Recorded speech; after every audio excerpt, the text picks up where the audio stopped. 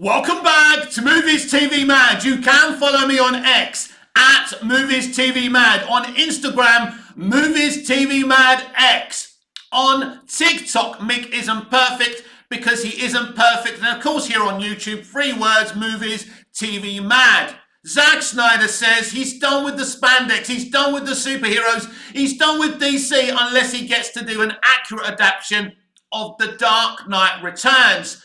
So what do I make of all of this? And we need to talk about the fact that he'd say he'd work with Amber Heard again and he doesn't get all the hate for her. Really, Zack? So I didn't like this interview at all. Let's backtrack a bit for people who don't understand what's going on and don't understand this industry and react to things without getting the underlying factors. Zack Snyder did an exclusive interview with The Hollywood Reporter. The Hollywood Reporter didn't wake up in the morning and go, I know, let's talk to our good old friend Zack. Now that is how it's marketed. That's how the interview was done. Netflix are using this interview as part of the marketing for Rebel Moon. Netflix paid The Hollywood Reporter a hell of a lot of money to interview Zack Snyder. And an element of this interview, you can bet your bottom dollar, was scripted. Not the part where he said, he was asked about if the released the Snyder Cut fans were bots, and he said, bots or not, we won. And that clearly wasn't scripted, but he's right, we got an epic 4-hour Justice League movie and I'm happy. And Zack Snyder was the one who manipulated that into happening. His tactics were genius, and they worked. Although if it wasn't for AT&T being such a badly run company, without having a plan for their streaming service HBO Max, at the time it's called Max now, of course, then probably the Snyder Cut would never have happened. But let's backtrack a little bit. I don't think it's a smart move, publicly backing Amber Heard, when you're in an interview marketing your latest film. Just see how badly Aquaman and the Lost Kingdom does, because Amber Heard's going to be in it from 10 to 20 minutes of that movie. So we know that movie is going to suffer because of Amber Heard. But Amber Heard is Mira because Zack Snyder cast her to play Mira. But, I mean, look, this is Hollywood. How do you stand there? You know, how do you sit there in an interview and back one of the most unpopular figures in entertainment today? She was in a legal proceeding where she basically admitted shitting on Johnny Depp's bed, or on their, were they married? I don't know if they were married. They were married, weren't they, on their marital bed or whatever, right? She admitted this, right? That's what happened. We know the abuse she inflicted on poor Johnny Depp, telling the world that he abused her, when the truth is they abused each other. They're just as bad as each other. I don't have a horse in that race. But what happened to him should have happened to her. But this is what happens in the world today. Women can do whatever they want and get away with it because they're women and men can't. That's just the environment we live in today. But it wasn't a smart move to publicly back Amber Heard. So let's talk about this whole, I'm done with the spandex, I'm done with the superheroes unless I get to adapt an accurate film of The Dark Knight Returns. I think there's not a nerd who admires Zack Snyder or that graphic novel who wouldn't like that to happen one day. For many years now, since the Snyder Cut was released, he's been hinting to his fans on Vero and at conventions. In fact, earlier this year, he was still hinting he'd love to finish his 5-picture arc. But Zack has been saying some odd things. We know he's spoken with James Gunn and wished him all the best for his new DC universe, right? Nothing wrong with that, because they've worked together before. I wouldn't say they're friends, but I'm sure they're on good speaking terms. Then there was the whole tweet, I'm going to watch Blue Beetle with my child, representation matters. Why was he publicising the fact he was going to watch this film? Clearly, James Gunn asked him to, because they were desperate for that movie to make money, and it didn't. But that was a very odd kind of decision by Zack Snyder to do that. All it shows you is that Zack's a businessman, and Zack needs to become a little bit more mainstream. Not in his art will never change. He will always make the kind of films that he makes. Let's backtrack again. I'm a huge fan of Zack Snyder. Let's be clear about that. As those of you who know me on X, those of you who know me on here, or anywhere else, I helped release the Snyder Cut. I helped in that campaign via my content, via my platforms, and you can backtrack to all my old content and you will already know that. I love Zack Snyder, but I love a lot of people in the industry. It doesn't mean I won't constructively criticize them, when I have to, when I feel I have to. So basically, he's now saying that he's not interested in finishing his 5-picture arc. So calm down, all the people celebrating this and say, oh yeah, told you he was done, or the people commiserating, right? I'm part of those commiserators, but I'm not really. Because at the end of the day, I know a hell of a lot more about this industry than you do. But you don't need to know anything about this industry. You don't need to have been dragged around movie sets and TV sets by your dad as a kid to understand what's going on here.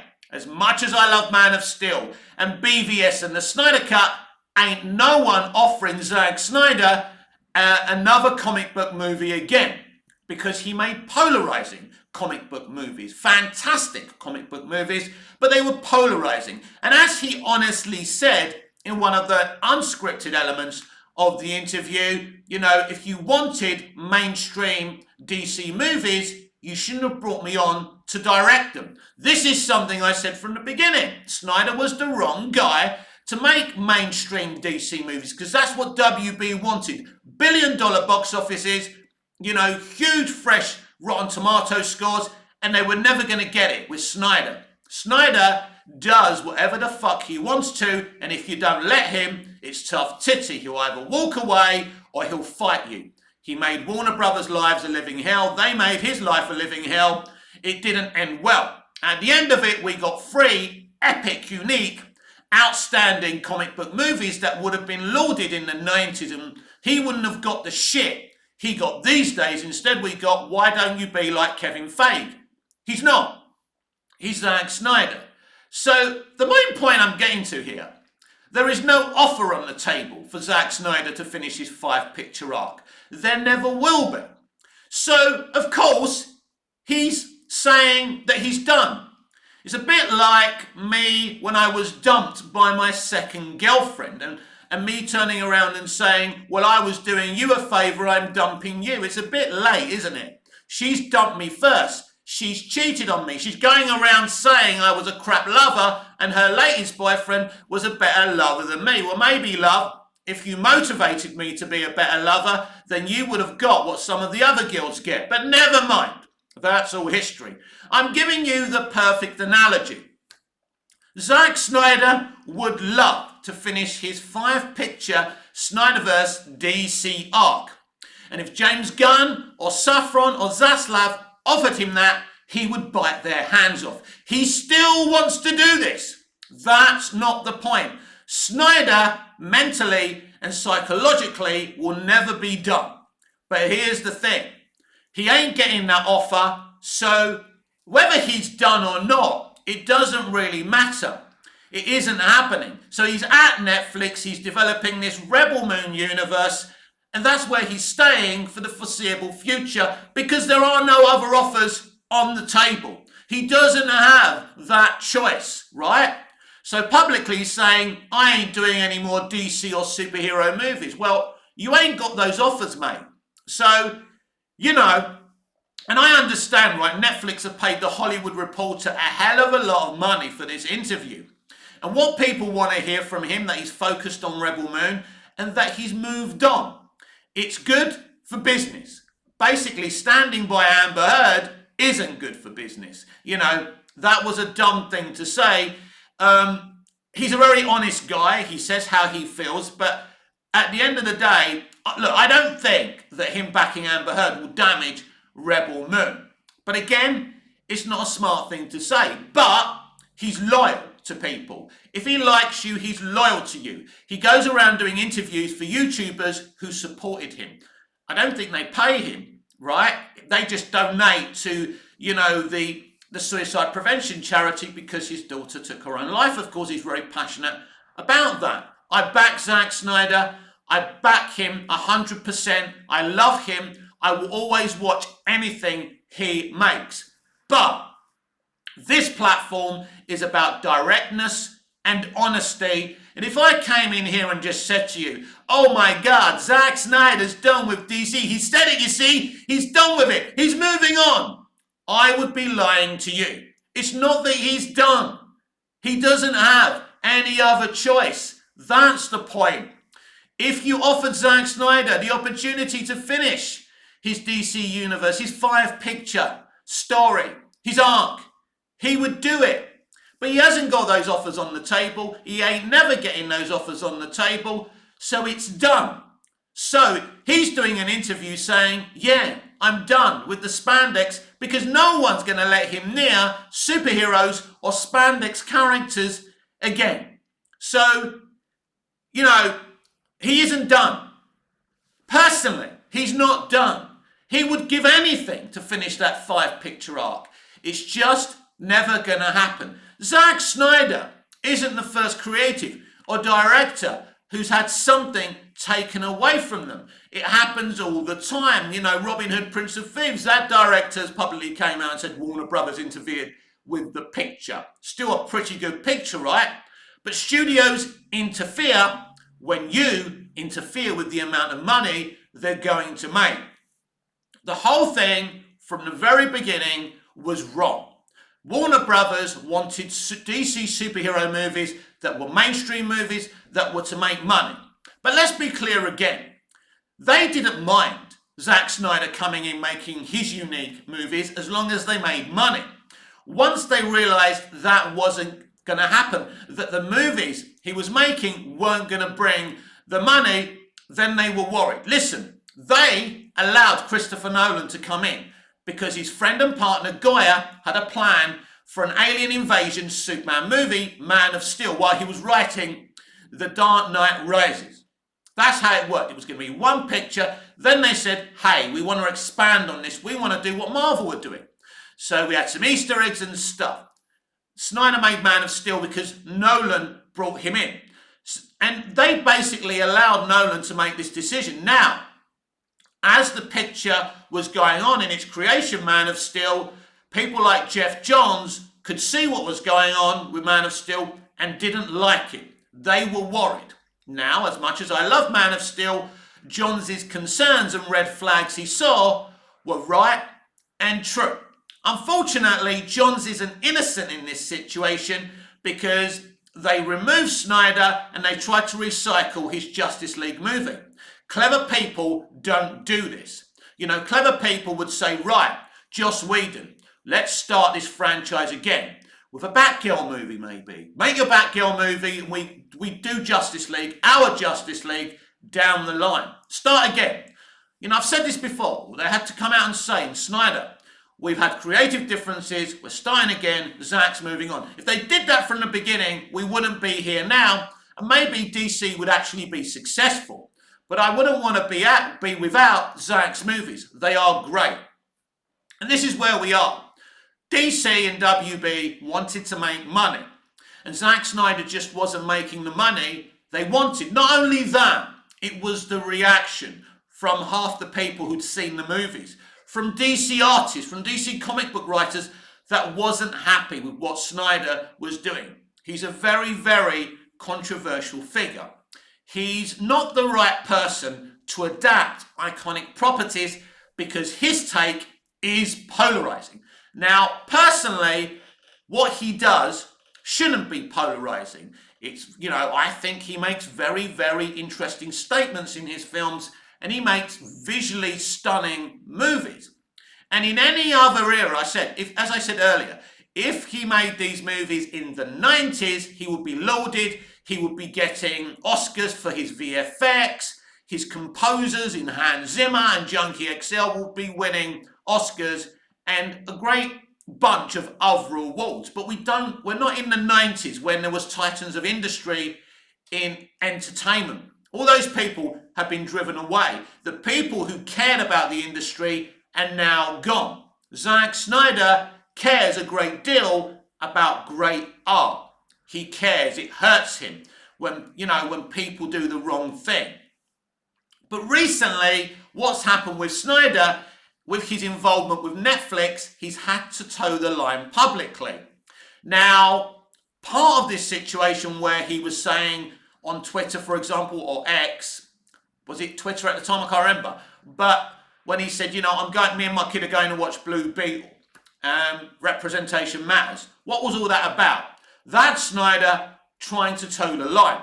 That's him talking to James Gunn and him saying, look, your fans are causing me a lot of problems. Try and calm it down at the very least, because Snyder will never throw his fans under the table. And I'm sure there is a temptation from Netflix to tell him to do that. So then, he's not going to throw them under the bus. Did I say under the table? It's under the bus. I'm a bit like Biff from Back to the Future, getting all my sayings wrong.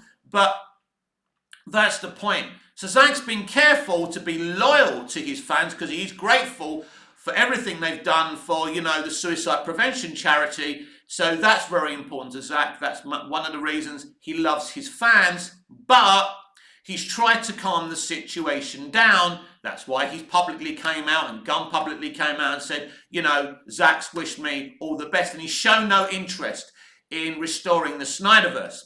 Again, James and everybody else who's celebrating today, it's not that he has no interest, he has no choice.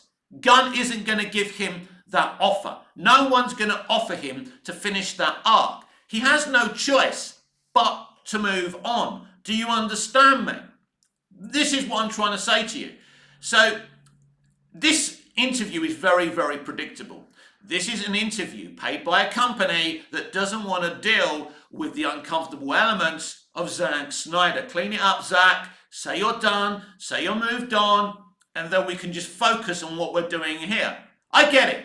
I understand. But there's a lack of honesty and integrity in some of this interview. And I'm not trying to say that Zack lacks honesty and integrity, but if you think back to Zack as well, when he was, when I think the Snyder Cut was announced, he was at, DC Fandom saying that Wonder Woman 84 was a great movie.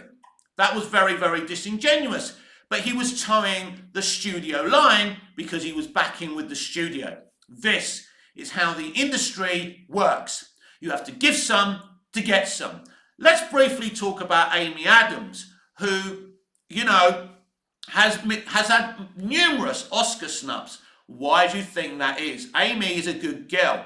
Amy is a pro, and she doesn't live in LA. She's not part of that circuit. She doesn't really get involved. I think she may have an Instagram, but I'm not sure. I certainly haven't looked for her on Instagram, but she's not a typical celebrity. She doesn't go on about politics all day on social media. And, I was watching Talkville, and they were talking about Amy as one of her first gigs in Smallville, and they were talking about how professional she was, but she wasn't interested in, making friends. She was there to do the job. That's Amy, and that kind of behavior doesn't win you Oscars. Unless you rub the right shoulders in this industry, you get nothing. And for many years, Snyder was making enemies because he wasn't rubbing any shoulders. He was just making the shit he wanted to make. Not that I think the stuff he makes is shit. And now he's come from a director who was a rebel, who wasn't very popular in Hollywood. And now this rebel moon has cost Netflix so much money. 2 pictures, very expensive pictures, and they need this to win. This isn't Army of the Dead. Army of the Dead had money in it, but not like this. This is blockbuster, everyone. We're probably talking about $400 million for 2 movies. Because, as I've said in the past, Zack's movies are very expensive to make because of the high quality VFX and equipment he uses. Zack Snyder doesn't make cheap movies. So his movies need to make money. But Zack Snyder's in a different situation now. He's not releasing Rebel Moon generally worldwide in the cinema. The way it's going to make its money is via Netflix getting subscribers and getting lots and lots of views for this movie. If people, because let's look at Rebel Moon. Basically, they want the same result from Rebel Moon that Disney wanted from Star Wars when they bought Lucasfilm. And newsflash, not much of one, Disney have barely made any money on Star Wars. It started so well. They made over $4 billion on the first 3 Star Wars movies from the sequel trilogy. Over $2 billion for The Force Awakens. $1 billion for Rian Johnson's The Last Jedi. And then, is it The Last Skywalker or whatever it's called, right? Is it The Last Skywalker? Whatever that film's called, that kind of crept on to $1 billion if you believe what they say. And I mean, I think we do live in a world today where they lie about box office. I don't believe Barbie made the $1 billion they claim it did. And I think it's interesting how they're saying they don't want to make a Barbie sequel. It's almost like it didn't really make the money they say it did.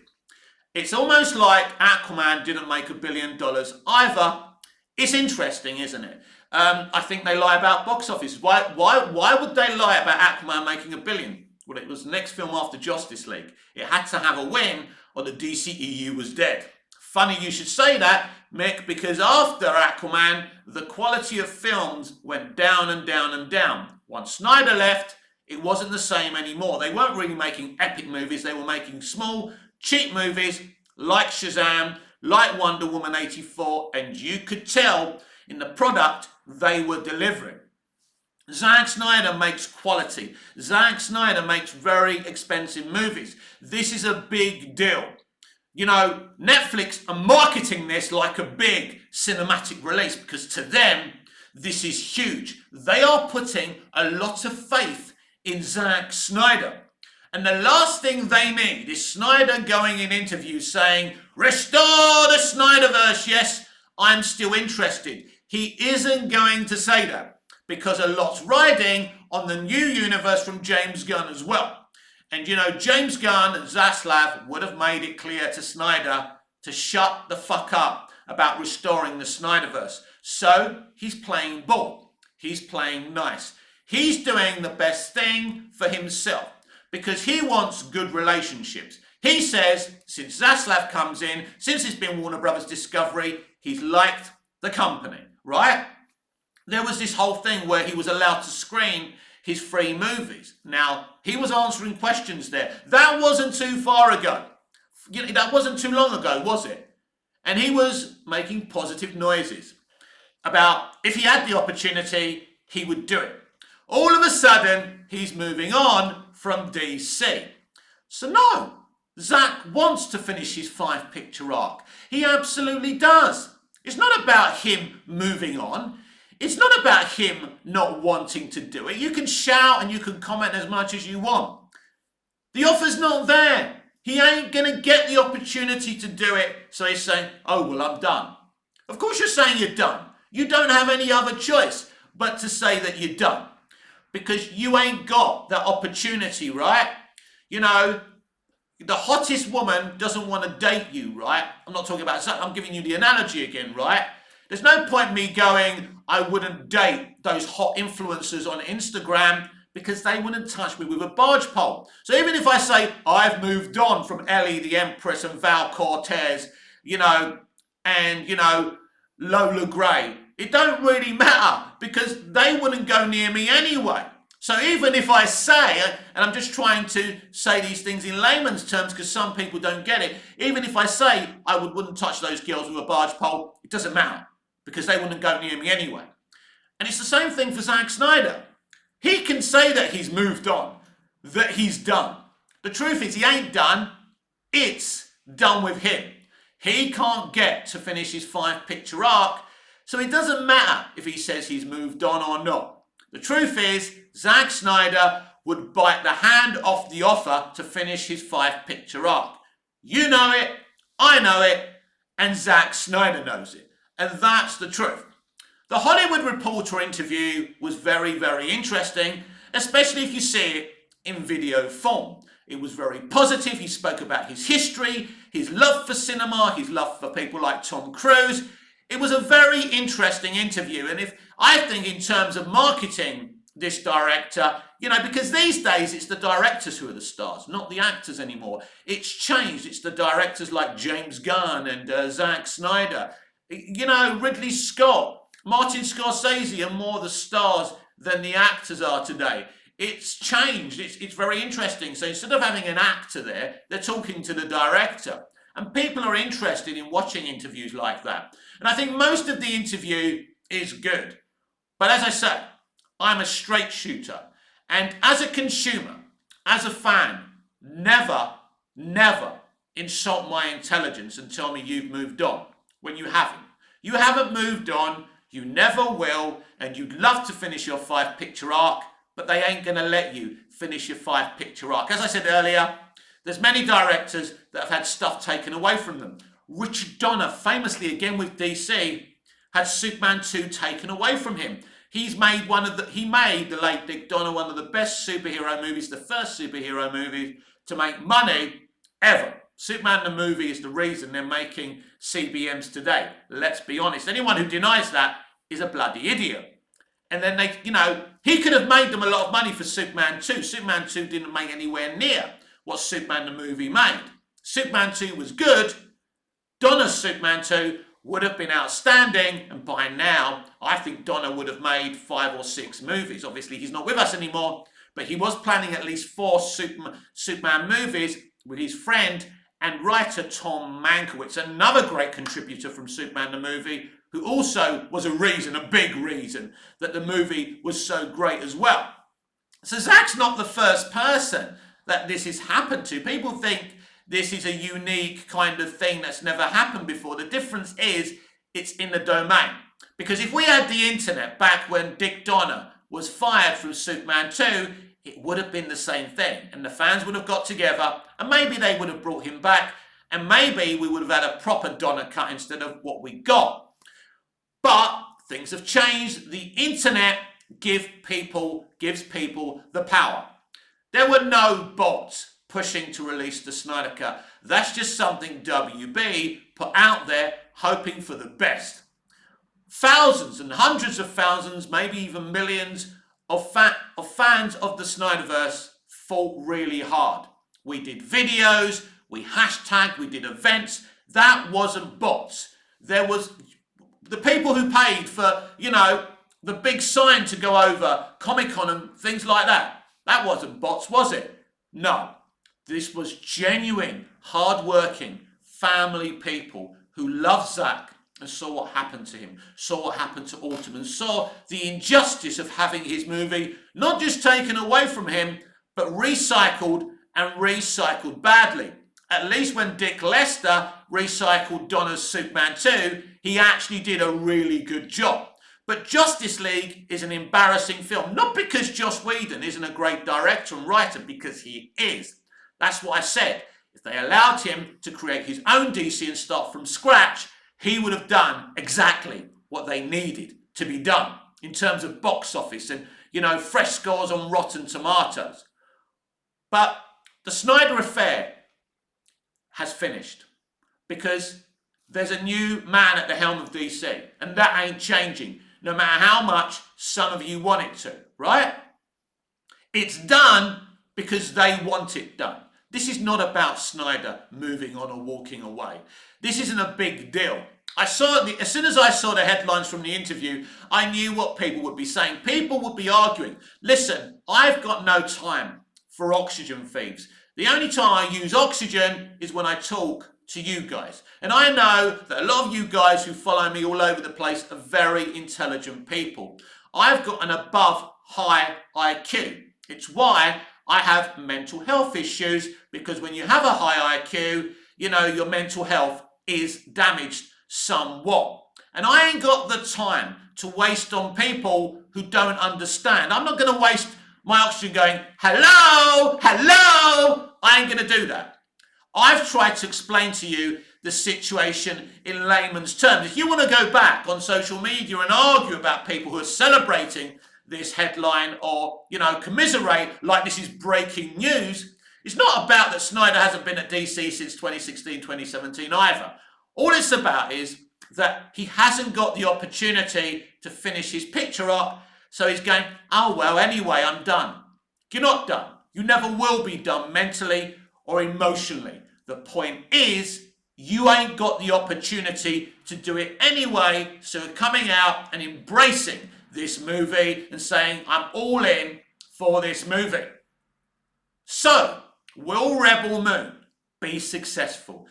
But it's not just, Zack's in that position again, where he's been given a lot of money and they're going to want this film to be as successful as possible. But here's the thing as well. Zack Snyder can only make Zack Snyder movies. We will see if this is what Netflix have been looking for.